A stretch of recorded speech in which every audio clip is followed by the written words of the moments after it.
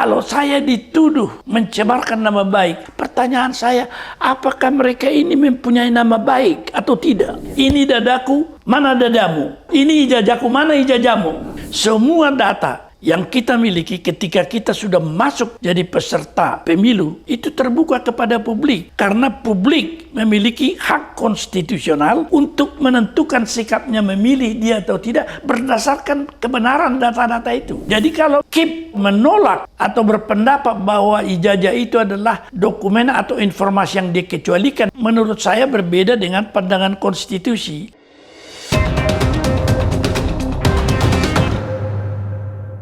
Seperti biasa, tamu kita hari ini orang yang belakangan ini wajahnya selalu menghiasi layar kaca gitu ya. Kalau di luar itu dipanggil Pak Maru gitu ya. Pak Maru. Pak Maru. Nama sesungguhnya adalah Maruwarar Siahaan. Nah, netizen, beliau ini sesungguhnya adalah hakim konstitusi. Ya. Ini harus jelas di tahunnya. 2003 sampai 2010. Jadi bukan beliau hakim pada saat ada putusan menggolkan ponakan Pak Mang Usman. Oh, bukan lagi, bukan. Ya. Bukan sih. Oke, kita Pak Mar, kita akan membahas ini berkaitan dengan tidak jauh-jauh dari soal Pak Mang Usman sebenarnya. Ya. Tapi yang kita ini adalah besannya. Konon katanya ijazahnya palsu. Itu konon katanya.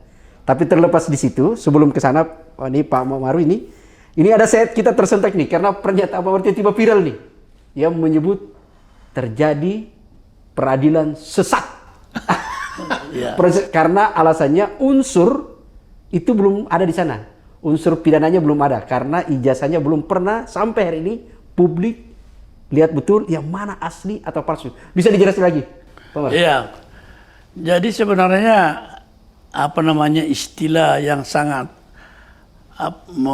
menarik perhatian itu sebenarnya peradilan sesat, tetapi dalam dimensi penjelasannya sebenarnya itu adalah kalau kita lihat di bahasa Belanda itu adalah kekeliruan hakim atau rechterlijke dwaling. Tetapi kalau juga di bahasa Inggris kan dia miscarriage of justice. Jadi sebenarnya miscarriage ini ya bisa juga semacam keguguran gitu kan. Jadi tidak bisa mewujudkan keadilan begitu. Kalau dia dikatakan peradilan sesat itu tentu ada beberapa kekeliruan yang terjadi karena adanya proses atau due proses yang dilampaui di dalam persidangan itu yang oleh hakim keliru, misalnya untuk di dalam hukum acara menetapkan misalnya pembagian beban bukti, ya kan? Jadi kalau kita lihat di sangat sangat tradisional bahwa dalil yang kita pergunakan biasanya siapa mendalilkan, dia diwajibkan membuktikan. Itu kan menjadi suatu pembagian beban bukti yang tradisional dan biasanya dalam perkara-perkara atau sengketa yang bersifat privatrechtelijk atau perdata, gitu bersifat keperdataan.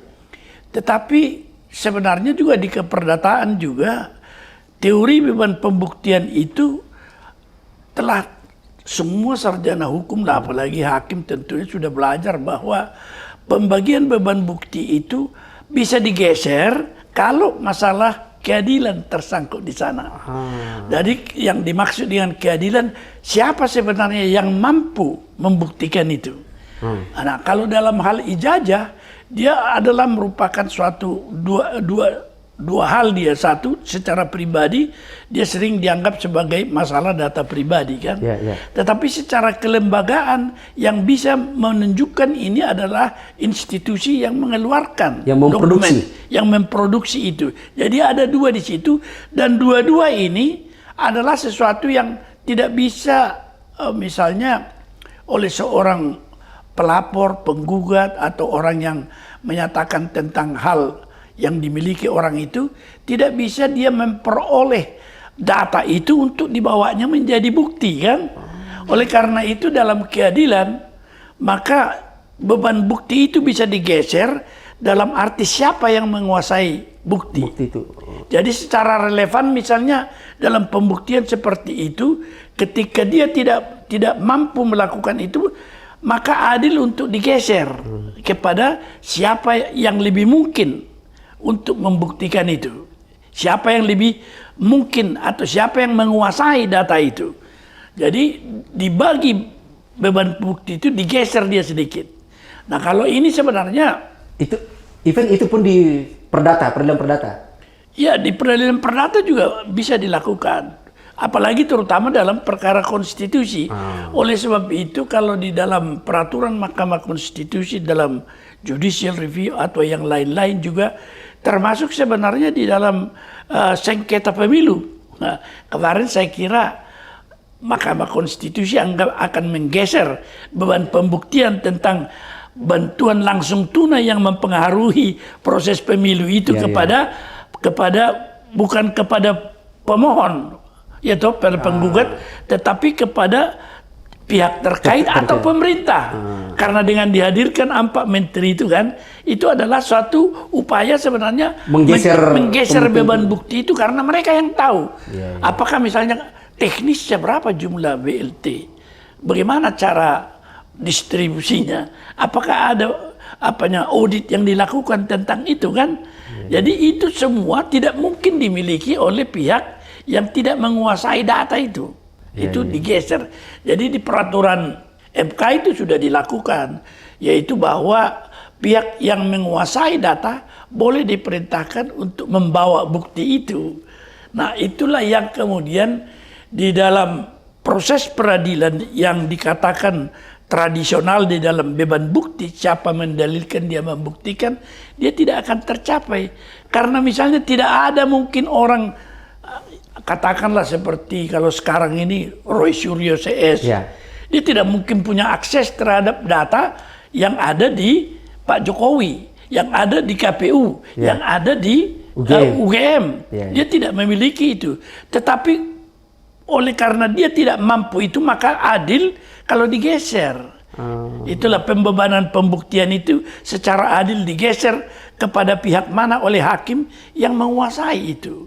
Oleh karena itu, kekeliruan semacam itu kalau tidak dilakukan satu pembagian beban bukti secara adil, muncullah putusan yang keliru kan. Nah, itulah yang terjadi sebenarnya dalam perkara-perkara yang dihadapi oleh siapa itu yang sudah berkekuatan. Bambang Tri dengan Gus Nur.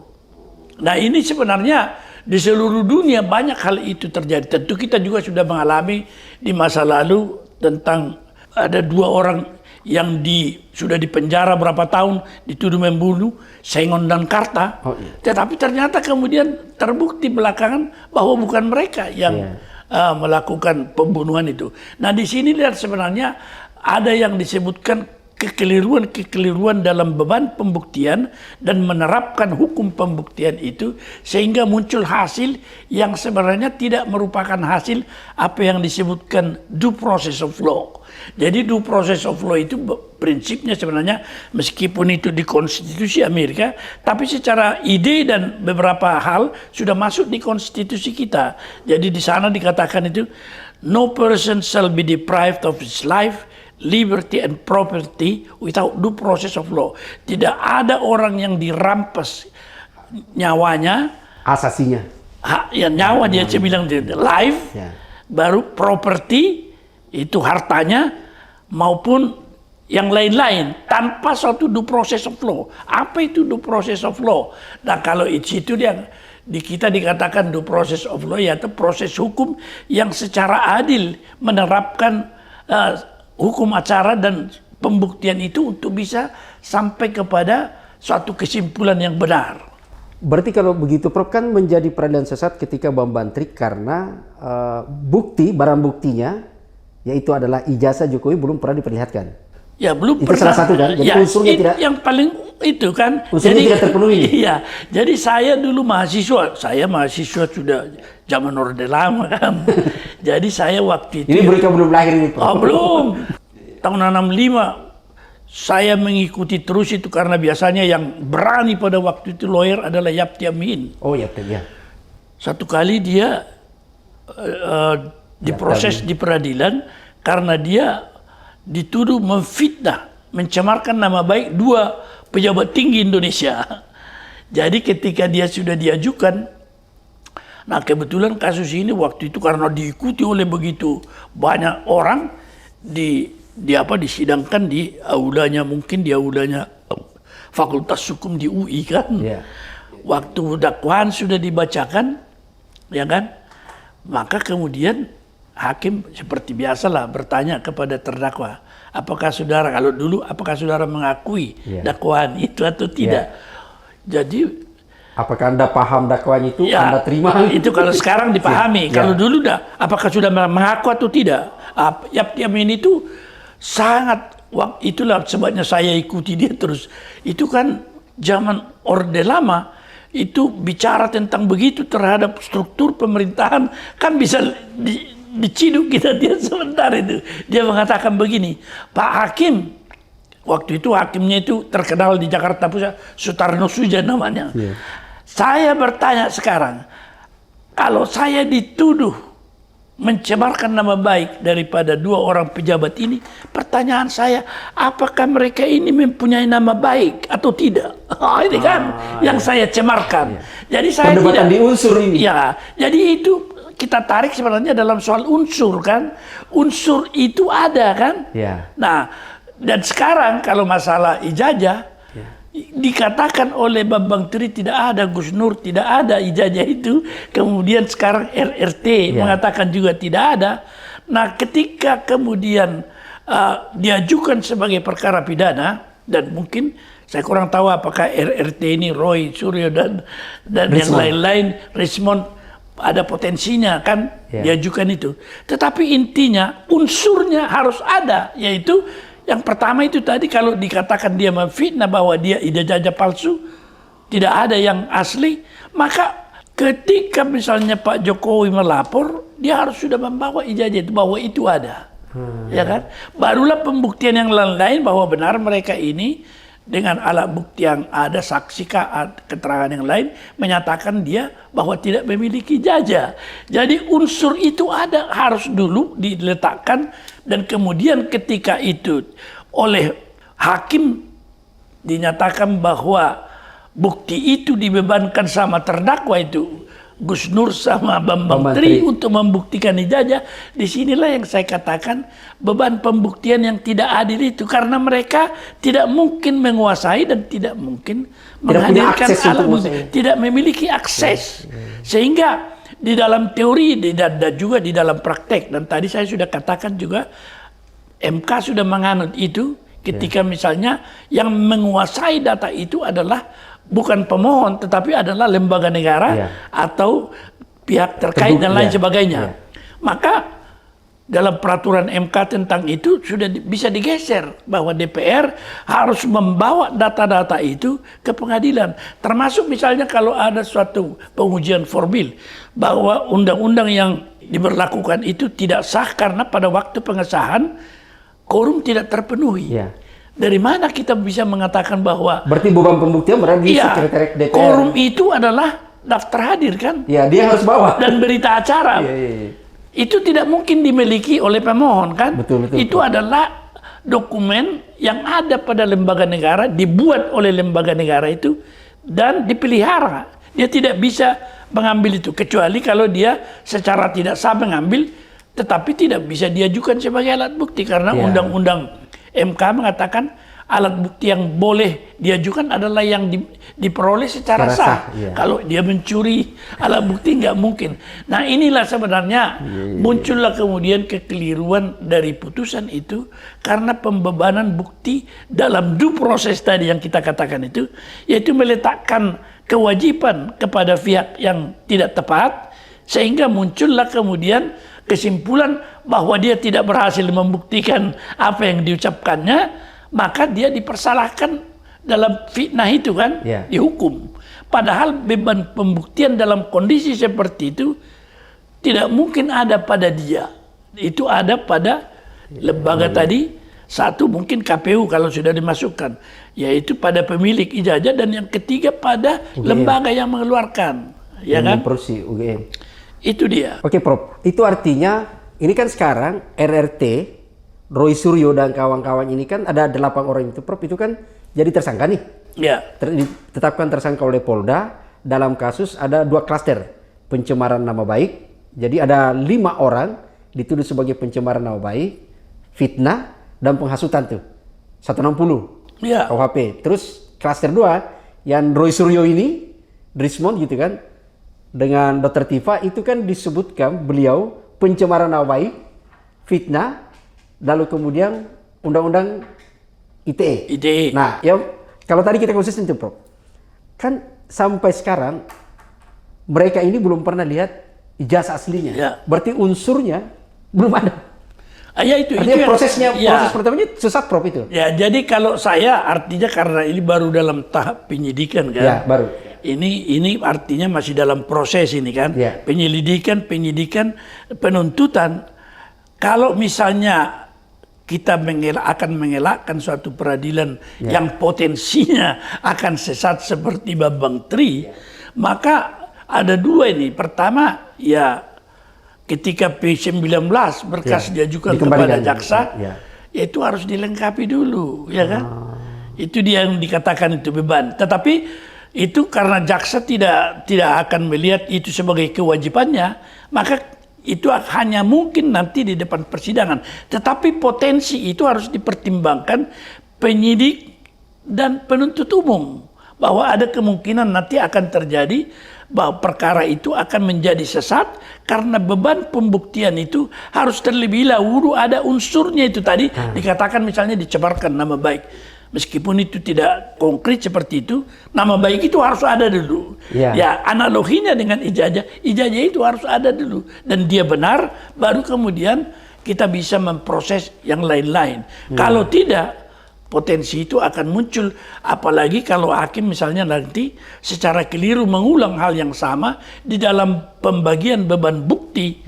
Dia tidak melakukan dalam rangka mencapai suatu due proses untuk menuju suatu keadilan. Artinya Prof mau menjelaskan bahwa beban pembuktian sebenarnya harus digeser, tetap berada pada Jokowi, berada pada KPU dan UGM. Karena ini ada yang sebenarnya ya, kan yang mempengaruhi. Sepanjang menyangkut unsur tadi, ada ijazah. Ya. Itu karena kan kausa primanya ini kan di ijazah ini kan sebenarnya. Ya itu, jadi tidak mungkin mereka itu, ya kan? Kecuali kalau dilihatnya hanya yang salinan-salinan tadi yang ditunjukkan di media misalnya kan, dan kemudian berdasarkan itu dia mengatakan kok kekeh dia itu tidak sah itu kan. Nah, tetapi unsur itu tetap harus terletak dulu di sana. Hakim harus menggeser beban bukti kepada penuntut umum, buktikan. Dan dia itulah yang saya katakan tadi P19 dia harus meminta penyidik itu sita itu barang mana dia. JPU harus memerintahkan. Iya.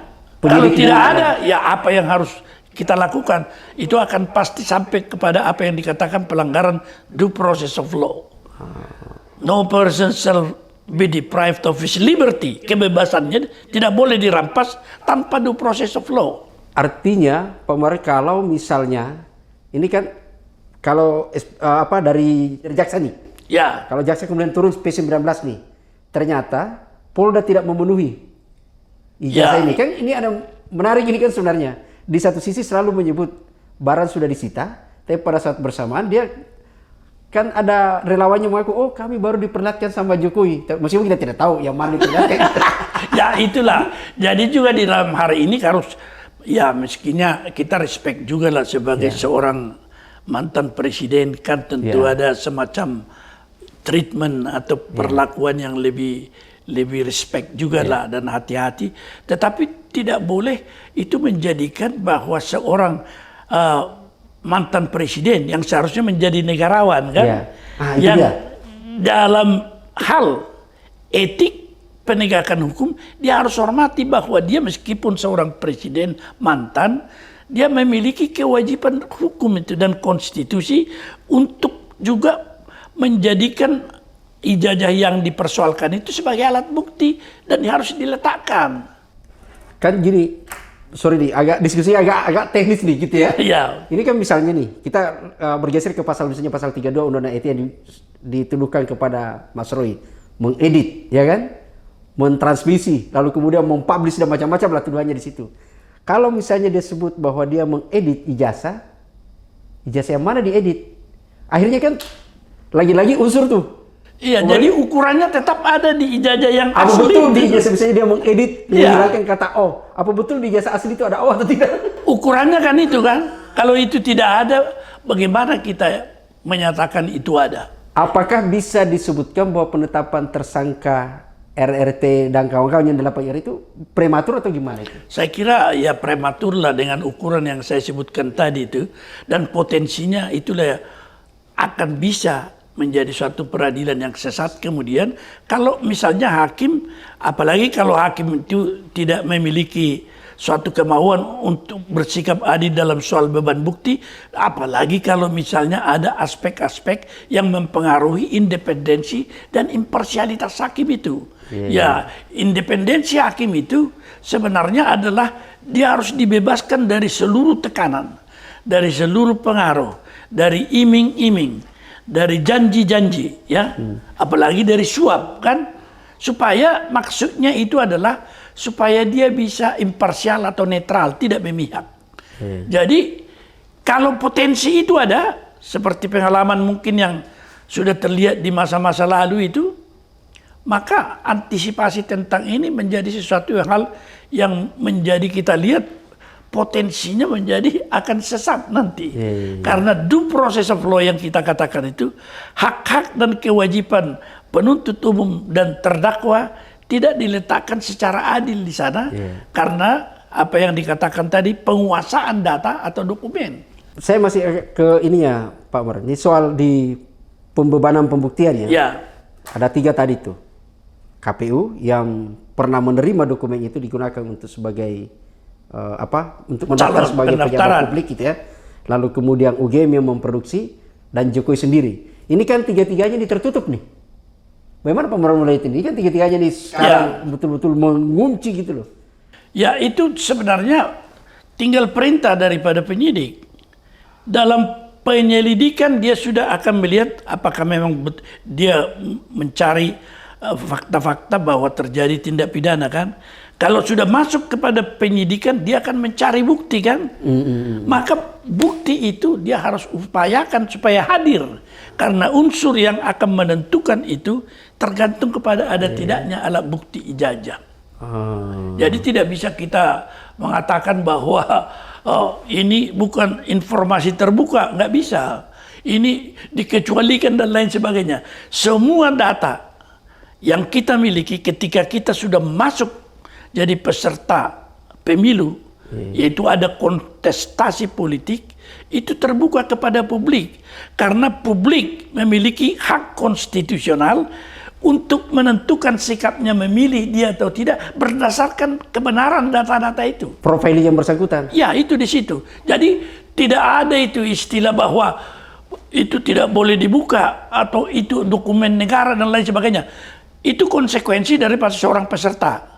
Semua pendapat yang tidak sesuai dengan itu bertentangan dengan konstitusi.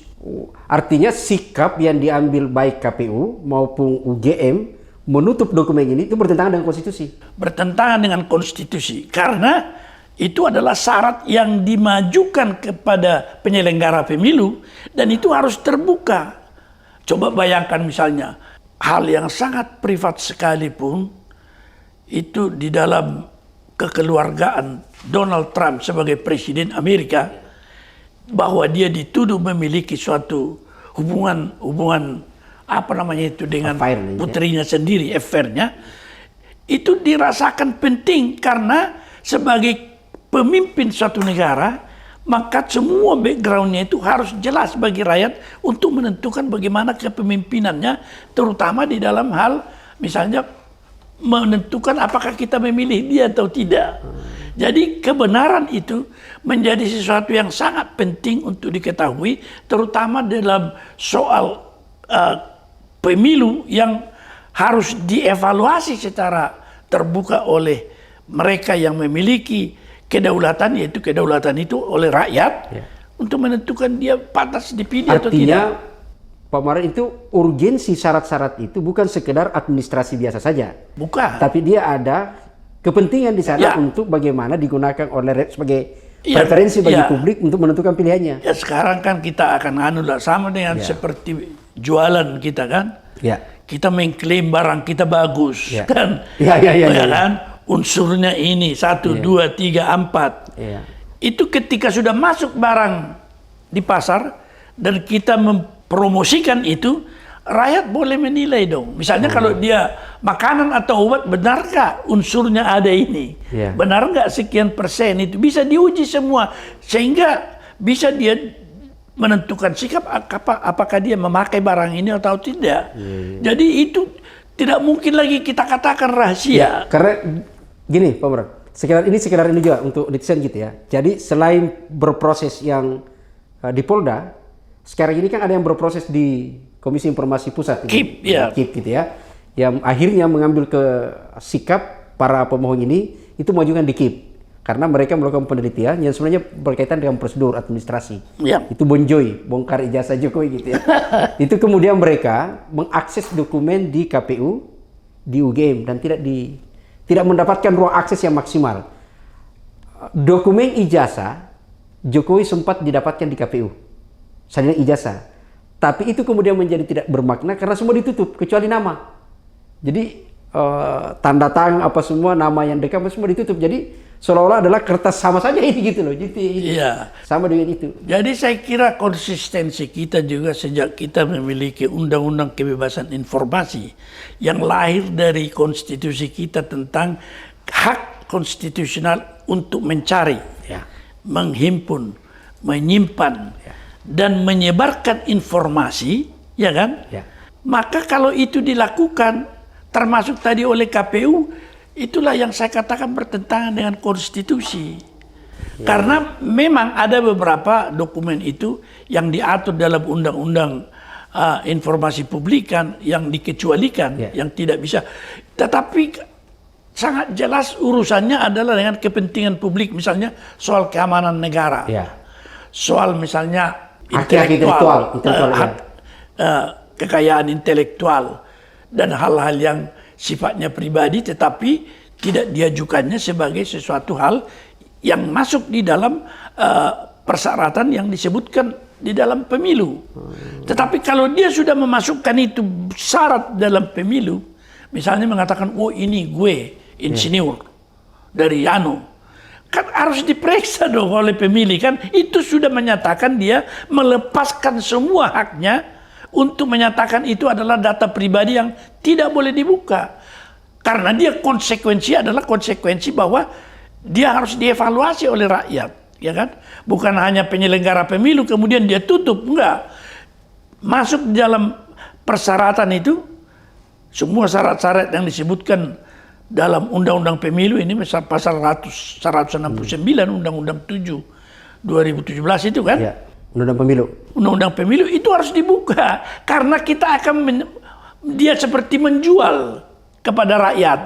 Ini loh gue. Misalnya ini mobil gue ini punya kelebihan ini, ya kan? Itu kan harus bisa diuji. Baru kita memilih misalnya mobil apakah sekarang misalnya yang menganggap dirinya paling mantap sekarang, yang penggunaan bensinnya lebih irit, atau kalau dia pakai baterai listrik itu berapa tahan daya tahannya itu, ya kan? Ini soal marketing nih. Iya, jadi dia sudah mengatakan dia unggul, ya kan? Ini dadaku, mana dadamu? Ya kita bisa melihat semua. Ini ijazahku, mana ijazahmu? Karena saya sudah mengatakan saya insinyur loh. Oh iya ya, tapi apa benar? Kita lihat dulu. Karena di sana pun misalnya calon yang lain doktorandus men, ya kan? Ada profesor kan? Jadi apa keunggulannya ini dengan ini kan? Nah ini saya kira yang keliru ketika sudah masuk dia di dalam pendaftaran pemilu sebagai calon, itu menjadi hak publik. Semua aturan atau pendapat yang menutup atau bertentangan dengan itu bertentangan dengan konstitusi. Kalau ada aturan itu yang lain yang menyatakan itu dibawa ke MK atau ke Mahkamah Agung. Apakah tindakan atau langkah KPU dan UGM yang kita tadi posisikan sebagai melanggar konstitusi apa itu bisa kemudian diajukan sebagai perbuatan melawan hukum? Ya saya kira kalau di dalam rumus suatu yang melawan hukum ya sudah pasti bisa. Itu, tetapi menjadi persoalan bentuk gugatannya seperti apa. Tentu ada itu perbuatan melawan hukum sebagai penguasa yang sekarang menyangkut wewenang daripada Tun.